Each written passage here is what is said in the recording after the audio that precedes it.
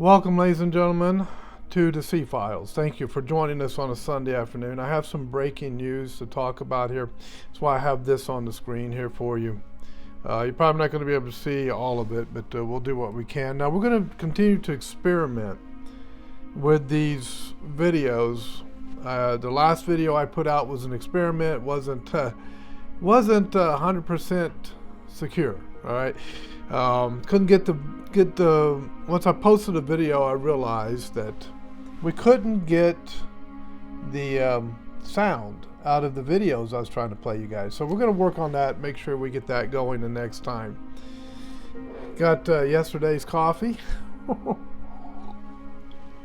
You know, just let it stew for a while, right? And then we'll get right into the news. Let's give you something out of Psalm. This is Psalm 135. We'll start with verse 5. For I know that the Lord is great, and that our Lord is above all gods. Whatsoever the Lord pleased, that did he in heaven and in earth, in the seas, and all deep places. He causes the vapors to ascend from the ends of the earth. He makes lightnings for the rain. He brings the wind out of his treasures. And so the Lord is great. And hope you had a wonderful Sunday service today. Well, let's get right into this breaking news. So we'll bring this music down. Don't forget to give a thumbs up. Don't forget to share this video. Don't forget to promote it and to subscribe if you haven't subscribed. This is breaking news out of X. Colin Rugg, and I've seen a report out of a major news agency stating the same thing. Breaking: an American warship and multiple commercial ships are under attack in the Red Sea, according to the Pentagon. The warship is reportedly the USS Carney. It looks like a guided missile cruiser to me. Could be a DDG, which would be a destroyer, a guided missile destroyer. Anyway, it says, quote, "We're aware of reports regarding attacks on the USS Carney and commercial vessels in the Red Sea, and will provide information as it becomes available," the Pentagon said. The British military made a statement earlier, presumably about the same incident, saying there was a drone attack and explosions in the Red Sea. So what we don't know is who initiated the attack, why the attack was initiated, what country they're blaming the attack on. There's a lot of things we don't know. But what I do know is the Gulf of Tonkin incident, which is something I've spoken about on this channel before, is the incident that got us into the Vietnam War. 13 years of battle in Vietnam. It began with an alleged attack on one of our warships off the coast of North Vietnam back in I think it was 1961 is the correct year on that. The incident, Gulf of Tonkin incident, was used by the deep state to pull us into Vietnam. We know that now. We didn't know that at the time. But we now know that this was a false flag operation that was done by the globalist deep state. And that pulled us into Vietnam. Now, this very well could be a Gulf of Tonkin incident 2.0.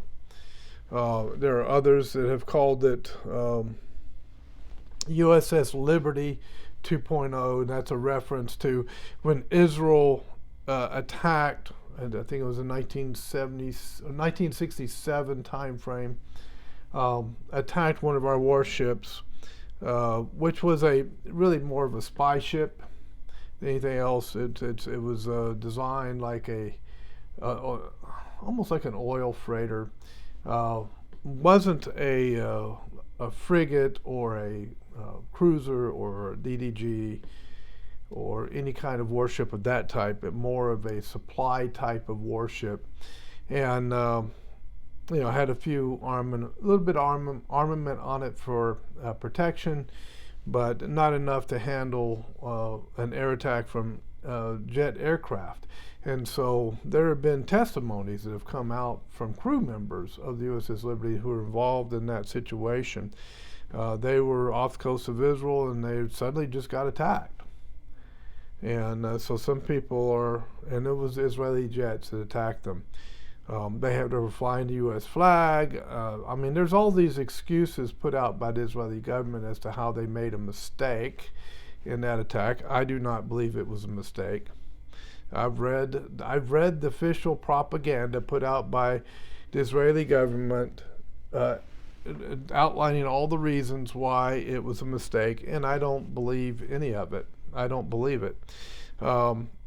Just like we bought into the Gulf of Tonkin incident out of Vietnam, and turns out it was false. Just like many people bought into the WMD argument to go into Iraq, turns out that was false. Just like a lot of people still believe that when the Twin Towers came down in 9/11, that was an attack by Muslim terrorists. Many people today believe that that's a false propaganda piece from the government and from the Mockingbird media trying to sell us on that thing. And they believe, in a lot of these conspiracies, they believe that it was an inside job by our own government that brought down those two towers of the World Trade Center, and that this was a false flag operation performed by the CIA and elements in our deep state government, which many people now believe has basically declared war on the American people. And we'll have evidence of the government coming after ordinary, everyday Americans as we go along in this particular video.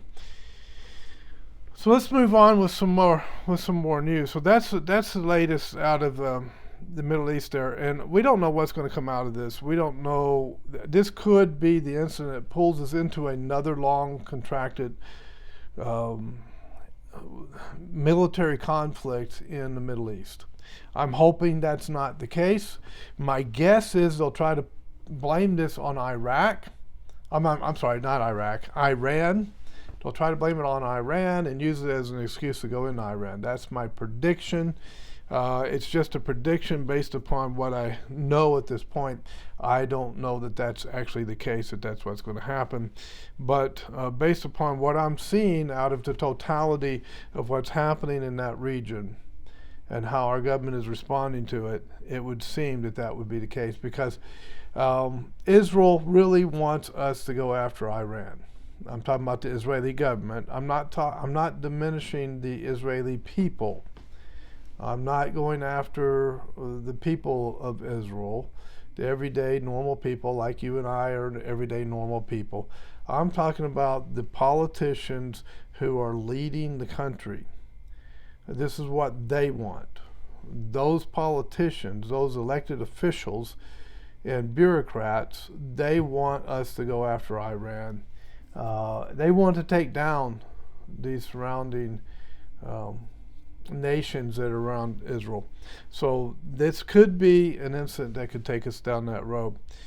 Let's take a look at some of the other stuff that's going on. I wanted to talk for a moment about a different subject, which is this anti-white stuff that's going on. Let me get back to my post. And how Klaus Schwab runs things, but there's a lot of anti-white stuff going on. And this is Anti-White Watch on X, And it says this: the neo-colonial squatters want you dead, especially if you stand up for your nation against ethnic replacement. This is a quote from a Muslim counselor in Ireland who calls for protesters of Dublin child stabbings to be executed. He says, shoot them in the head. Um, so this is not the people who did the stabbing of these children, these white kids in Ireland, that he wants executed. It's the people who became angry and upset that these kids were attacked, obviously not able to defend themselves against an adult with a knife, who's probably skilled with a knife. No, these bureaucrats, these elected officials in Ireland, they're angry at the people who want to try and defend these children from such attacks. And they are demonizing the people who are protesting this kind of an attack by a migrant against innocent kids that had no means of protecting themselves.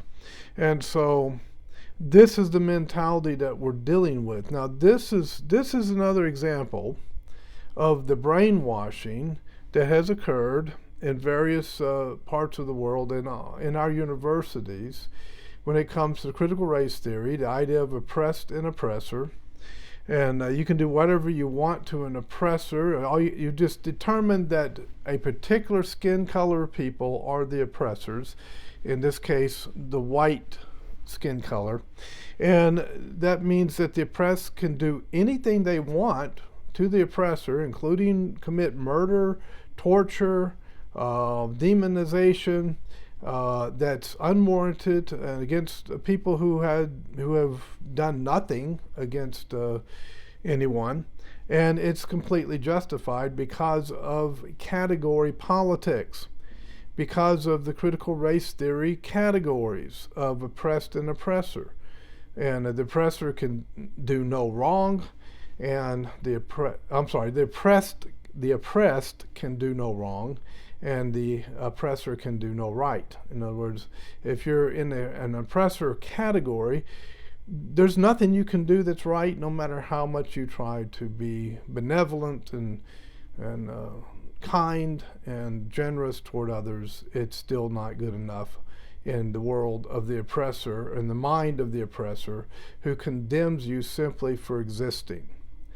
And when it comes to the oppressor, they can never do anything wrong, even if it's murder, if it's torture, if it's lying about the oppressed, what they consider to be the oppressor, any of that and more.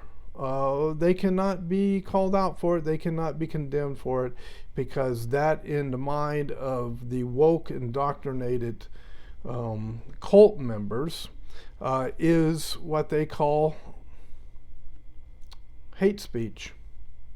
And they believe that that's a heinous and evil crime.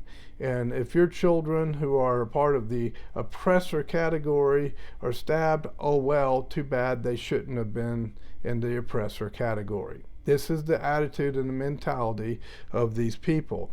I see on X, because it's a wide open platform, almost daily I see just random attacks against whites. White school kids. These, of course, with cell phones, people are filming this stuff all the time and putting it out on social media. White school kids constantly being gang attacked. One of them was murdered while being kicked in the head. And has the mainstream media said a word about it? No, because he's in the oppressor category. So therefore, the mainstream media cannot say anything about that, because then they would be condemned for promoting or defending an oppressor. And they would be called racist, and they'd be called different names, and would be condemned, and all of this kind of stuff. So people are scared to speak out. People are scared of being called names, of being targeted, and so forth. I see also grown white people being attacked randomly on the streets, not even just walking on the street, mind their own business, getting attacked because of their skin color. I just saw one today of a black CNA, that's a certified nursing assistant, literally grabbing an elderly white lady patient, dragging her by the hair onto the floor out of her wheelchair, and no one in the facility is doing anything. Nothing. Just watching as it happens. Why? Because white people are being demonized. And whatever you do to a white person is perfectly okay. This is the mentality we're dealing with, folks. This might shock you and surprise you if you're not familiar with this, but it's the case. If you're white in America, and I'm dead serious about this, I've seen it over and over again. I'm a retired law enforcement officer. I can watch and see these trends. I'm not oblivious to them. I'm very observant, okay, and I can't analyze what I see. White people are targets in America now, and it's happening all the time. Matter of fact, we're going to do a podcast talking about this. But this is a problem. So if you're white in America, always be observant of your surroundings. If you see or sense that trouble is coming in your direction, do what you can to avoid it, to get away from it. If you're trapped and you cannot get away from it, then I hope you've taken time to learn how to defend yourself. Not from some hokey, McDojo school that's going to teach you techniques and stuff that's just going to get you hurt. From legitimate self-defense instructors who actually have had real encounters on the street, who have been law enforcement, or military or something where they've actually had real world experience and they understand what a real fight is on the streets. Learn from them, not through a YouTube video, but go to someone like that and actually take lessons, okay? The jiu-jitsu guys are really good, but I would not count out good traditional karate schools. Kung Fu can be effective if you use it correctly. I studied Kung Fu, I studied Kempo, I studied Tang Soo Do, I've had a little bit of Jiu-Jitsu. And I can tell you right now that because of the way I was taught the Kung Fu from an instructor that was a full contact fighter in the ring, who was a Kung Fu stylist, I learned a way of doing Kung Fu that was effective. It just has to be pressure tested, and you have to correct what doesn't work replace with what does work. Correct your mistakes. With Kung Fu, you've got to learn the principles and the concepts. You've got to learn I don't want to get too far into martial arts thought because I'll spend hours talking about it because it's a passion of mine. But you have to understand the principles and the concepts and how those work, and then the individual techniques, they'll come with that understanding. Also, if you can get a CCW, carry your weapon. Do it legally. Don't carry a weapon illegally. Do it legally according to whatever your state allows, your community. If you can't carry a firearm, carry a pocket knife. Pocket knives are legal everywhere. Do what you have to do to defend yourself. Do not go around attacking people. Do not go around, mouthing off to people so you can cause an incident. Avoid incidents. That's the best way to go about this. And defend each other. If your wife or your son or your friend is being viciously attacked, get on the phone, dial 911, and if you have to jump in to pull them out of the fire, out of the heated, how can I say this? Pull them out of the fray. There you go. then do so. But you got to be smart. You got to be street smart when you're dealing with these things. But this is a reality of what's happening in our world now. I've spent way too long talking about that. Here's some other stuff. This is an Israeli, a 3-year-old child being taken hostage by Israeli soldiers. 3-year-old. You can see it on your screen here. Child was detained for a few minutes in Hebron on Tuesday. Father's pleading to get his son back. He didn't receive a response from the police for 30 minutes. They take these, we know what they do with these kids when they take them. And we're talking about kids that have been taken into Israel, taken away from their Palestinian families into Israel. 6, 7, 8, 9, 10 years old. With the number of pedophiles and LGBTQ and sexually deviant people that are in Israel. Israel's a hub for that kind of stuff. My guess is that these children are being used as sex slaves. That's my guess. I don't have any proof of it, but why are they taking all these kids? What could a 3-year-old kid do to anyone? A 6-year-old, 7-year-old, 8-year-old kid do to Israel? They're going to launch rockets? They're going to cut fence and go in and start killing people? Really? This is nonsense, and Israel needs to stop doing this. And Israel, it's not the case that Israel can do whatever they want and get away with it. Now let's go to Klaus Schwab and hear what he has to say.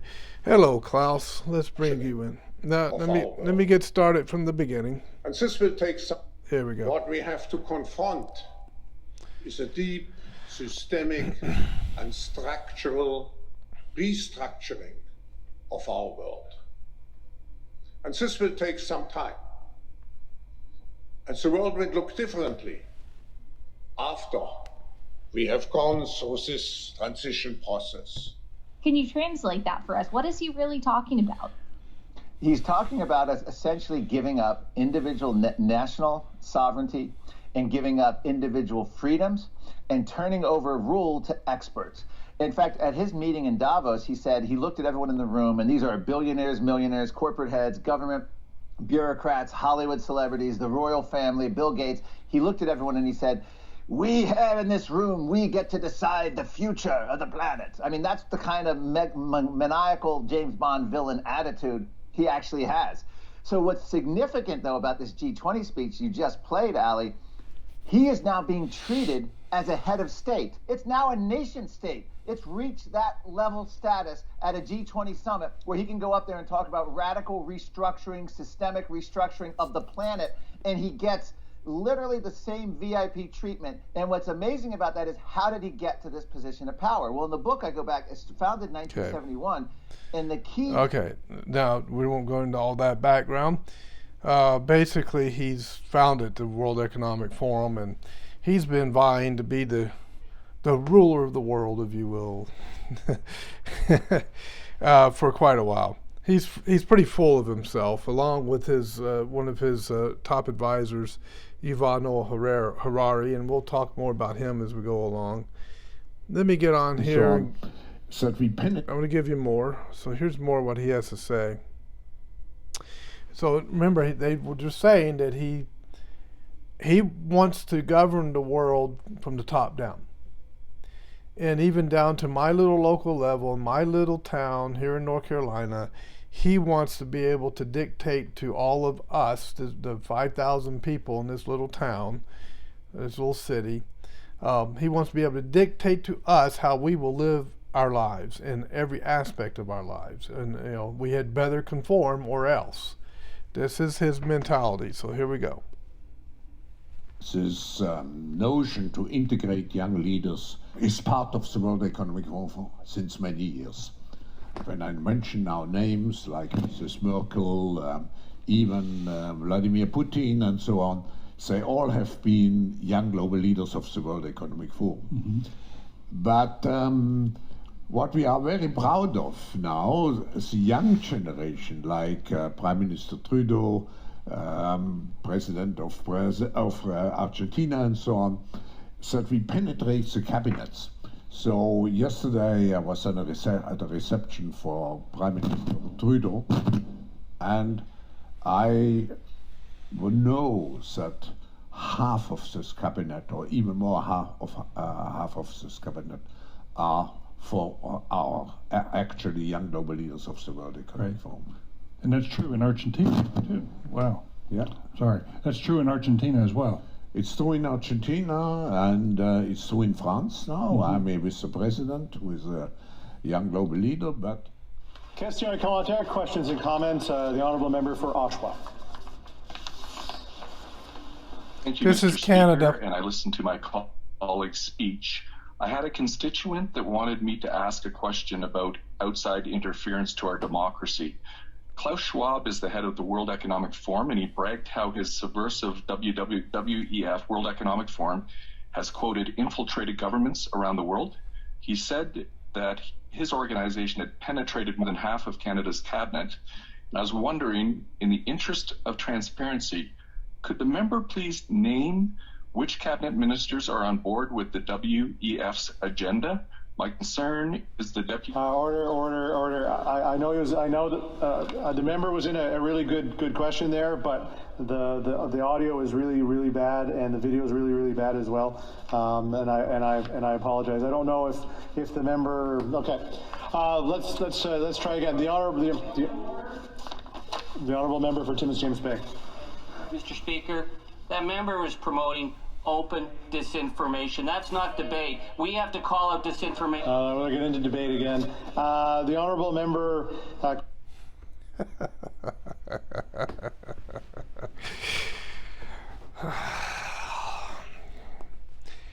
Do you see it? Let me gather my thoughts for a moment. Do you see it?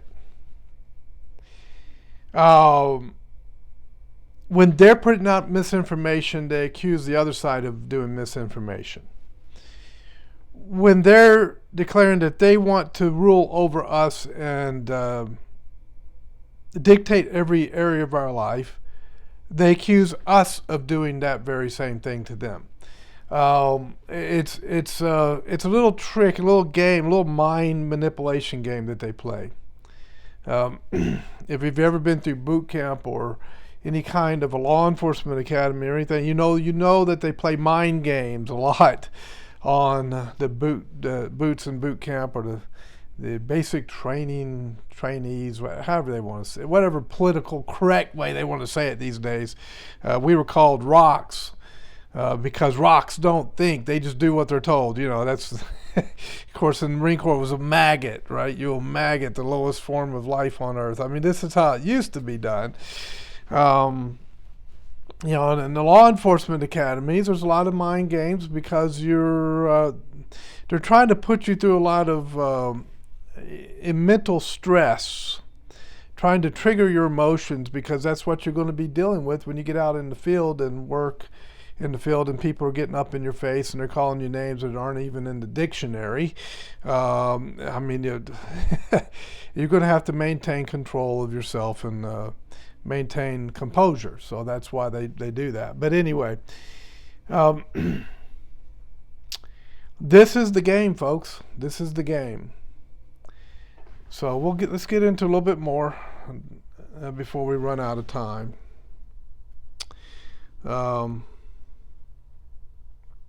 Move down here. So this is Dr. McAuliffe. Since I'm on YouTube, I don't know if I can put this one on because they'll probably just dump this video as soon as I put it out. So I'm going to leave this one. Anything that has to do with medical issues, even if doctors are coming out and talking about it, YouTube won't tolerate it. And this is McAuliffe. Now I think this one I can do. So he was vice former vice president at Pfizer, Dr. Mike Yaden, excuse me, not McAuliffe, Yaden. And listen, he's saying that things are coming up that are not going to be very good. So let me... The title, Worst Crime in History. Let me bring it back. Here we go. I think we're in the middle of an ongoing crime. I've no idea how long it's going to last. I'm convinced that it will be the biggest crime in history. It's global. It has the intent of control, removing everybody's freedom, and I personally think will involve killing further millions, if not billions of people. That makes it a pretty big competitor for the title Worst Crime in History. It is long planned. I won't bore you with the details, but I've definitely come across information that shows that the components of the deceit that they've used, PCR, exaggerated PCR testing, the use of fear-based messaging through the media, this stuff's been rehearsed by militaries and the people we might think of as the spooks for at least 25 years and possibly longer. So it's long planned, very serious. Here's the thing, why I'm calling you to arms. It's not going to return to the old normal. One, that's never their intention.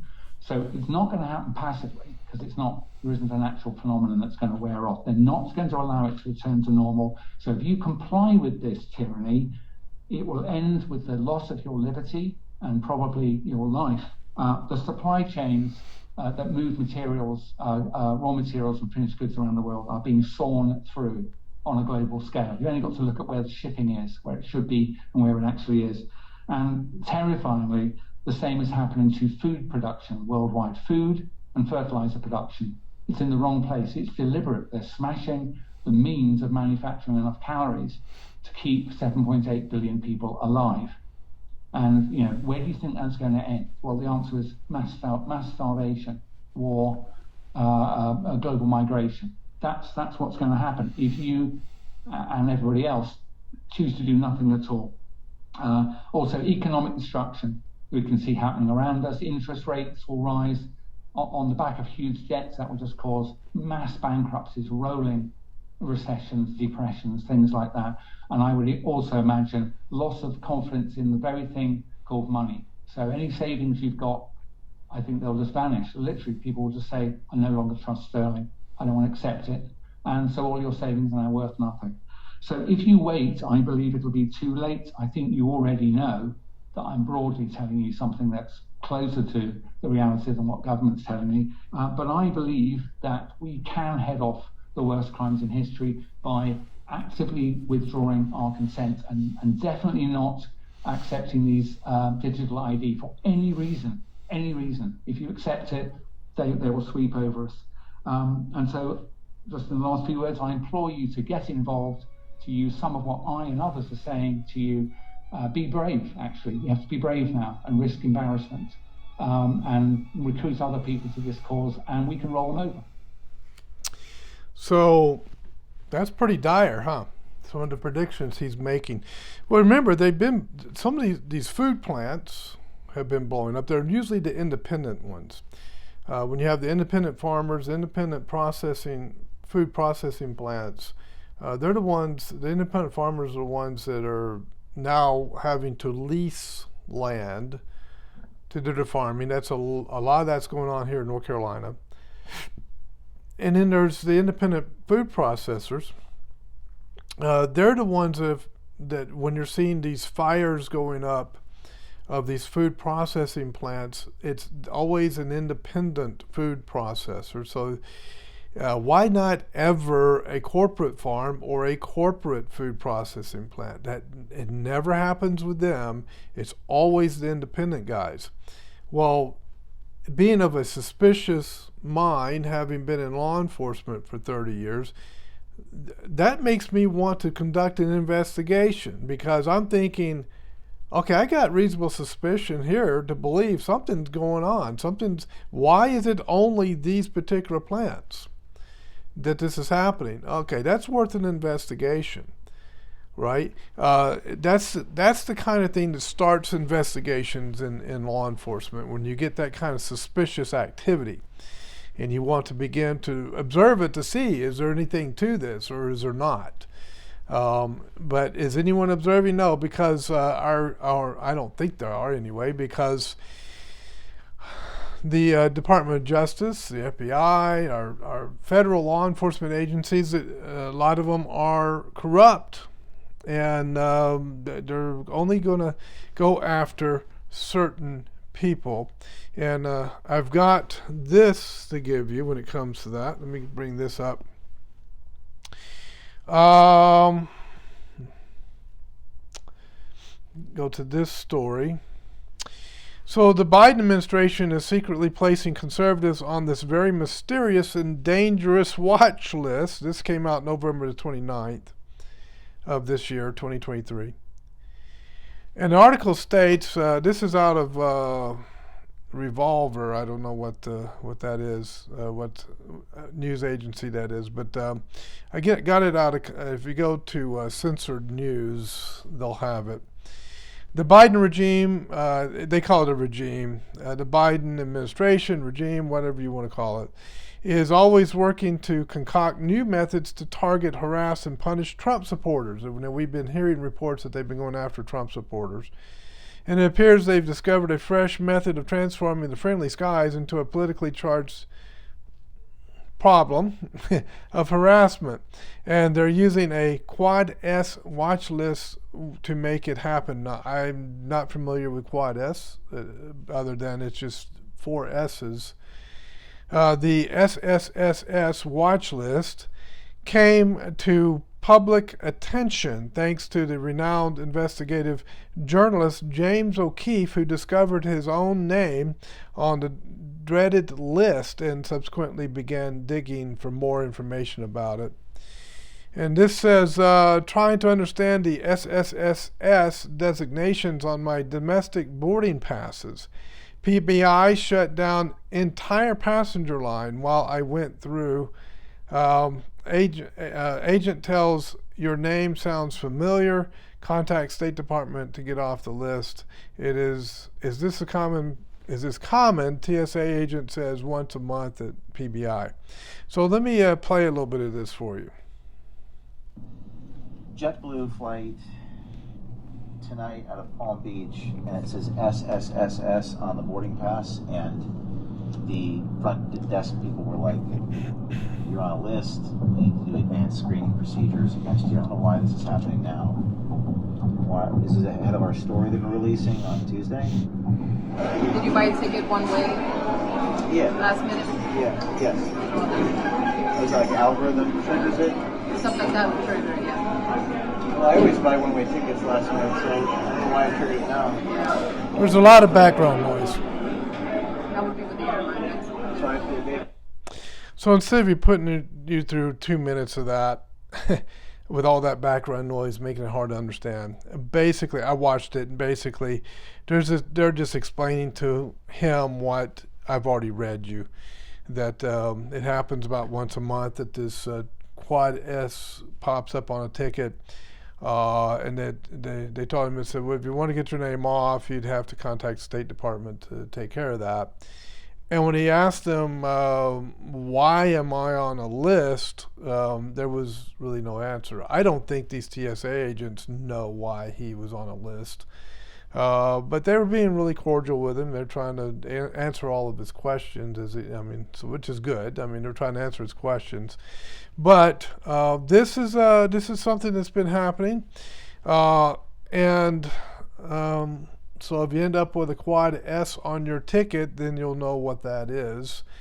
You got put on a watch list. And how dare you support a particular presidential candidate? How dare you be a Christian? How dare you have conservative values? That kind of stuff. Let's go to Ireland for just a moment. Ireland drafts a new law that takes tyranny to a whole new disturbing level. And I've talked about this earlier. Well, Ireland has officially gone overboard with their latest draconian move. The woke country has declared that uttering the phrase "Irish Lives Matter" is now deemed an official hate crime and is illegal. So if you say Irish Lives Matter in Ireland, you're committing a crime. So what is happening to this world? Everyone's gone mad. Conservatives in the United States are outraged over police in Northern Ireland treating a series of anti-immigration signage in West Belfast as a hate incident, including a graffiti message that read, "Irish Lives Matter." The incidents of Northern Ireland, which is part of the United Kingdom, follow less than a week after anti-immigration riots broke out in Dublin, in Ireland. Well, why did these riots break out? Here's the reason. The violent protests, which Irish police blamed on far-right ideology, were sparked after an Algerian man was identified as the suspect behind the stabbing of 5 individuals, including 3 children, outside of an all-Irish Gaelic-speaking school earlier that same day. Would it be cool to be able to speak Gaelic? I think that would be cool. But this is unfortunate. And these kinds of attacks against anyone who's white, like I said earlier, by migrants, by those who are non-white, and they have a hatred against whites because of past sins from 250, 300 years ago of slavery and so forth, and they've been taught that the white people are the devil, and I mean this stuff actually gets indoctrinated into people's minds, and they believe that attacking white people is justified.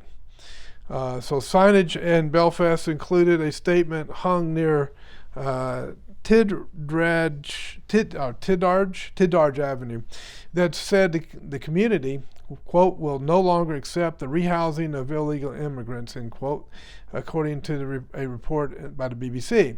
The poster also reportedly used an offensive term to refer to other communities as well, read the report. So the powers to be can't tolerate this, because this could create problems for their plans to infiltrate the country with people whose agenda is to take down Ireland. There's a white people depopulation mentality here. We got to get rid of the white people, kick them off their land, and repopulate it with a different type of people. These people don't assimilate into society. They try to rule over the people who have been there for a long time, and kick them out and then take over. And so that's the idea in woke Ireland. I got one more for you before we close out. A Missouri Senator, Eric Schmitt, introduces legislation to abolish DEI offices in at least 40 federal agencies. Of course, DEI referring to diversity, equity, and inclusion. If you've ever dealt with HR, you know what diversity, equity, and inclusion is. On November the 8th, 2023, Missouri Senator Eric Schmitt put forward legislation that would get rid of diversity, equity, and inclusion offices in at least 40 federal government entities. The legislation in question is entitled the Abolish Government DEI Act. The bill would specifically abolish DEI programs in government agencies that are funded by U.S. tax dollars.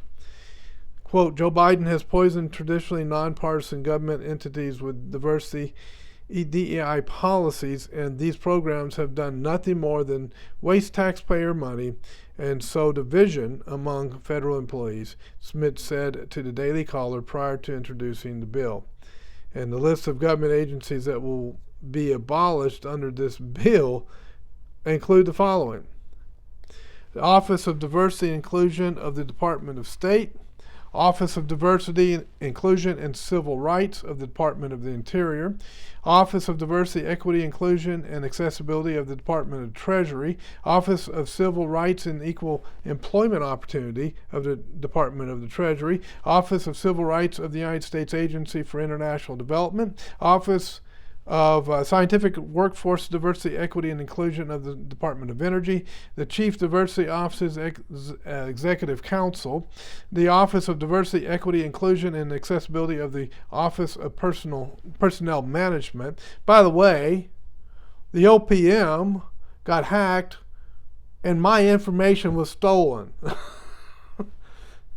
I had twice I had to submit backgrounds to the Department of Defense to gain a security clearance when I was in the military, and that information went to eventually to that department. And when you get out of the military, it leaves the military, the Pentagon, whatever, and it goes over to the Department of Personnel Management.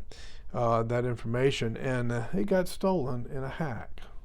So you guys got to get better at stopping these hacks. 3 times this has happened to me. One with the OPM, one with CalPERS, and the other one with the University of California, San Diego, when I was working for them, working for their housing and their police department. So, all right. Anyway. So things get hacked, and the information gets stolen. The Office of Minority Health of the Department of Health and Human Services, and the list goes on and on. It's a long list.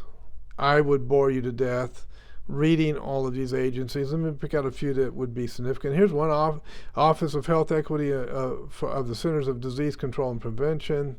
You have Internal Revenue Service. You've got United States Military Academy.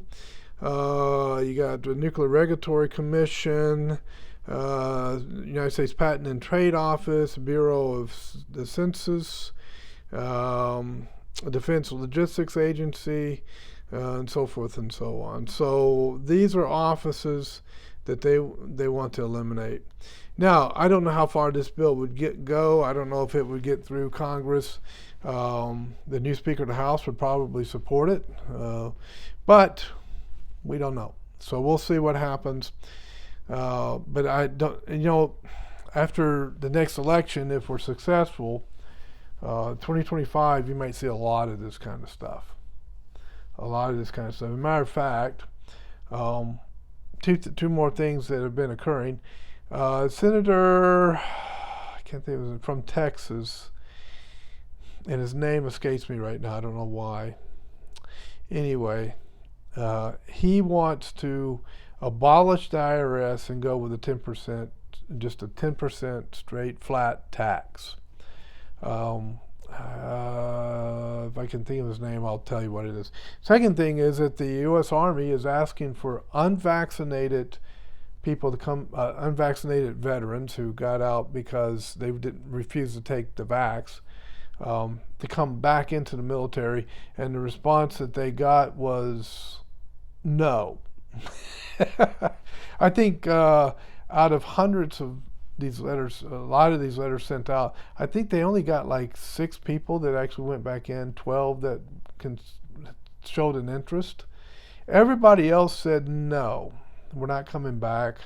You messed with us, and we're not coming back. So anyway, that's where it is. I can't think of his name. Anyway, if you can think of a famous Texas senator, and your name's probably rolling off your tongue right now, he's the one that wants to go with a 10% flat tax and to abolish the IRS. So don't be surprised if we see this kind of stuff happening in 2025 if Trump wins and the populists win the Senate and the House of Representatives. If that were to happen, you begin to see a massive change in how politics is being done in the United States, and you begin to see policies that would probably shock most people when it comes to being radical on restoring freedom to people. So this should be interesting to see. Now, 2024 is going to be a rough year. We'll end in this moment. 2024 is expected to be a rough year because this election that's coming up is going to be a real battle, and it's going to affect the American people. So just be prepared for that. Thanks for watching. I'll catch you next time on the C-Files. God bless, and we'll see you on the next C Files.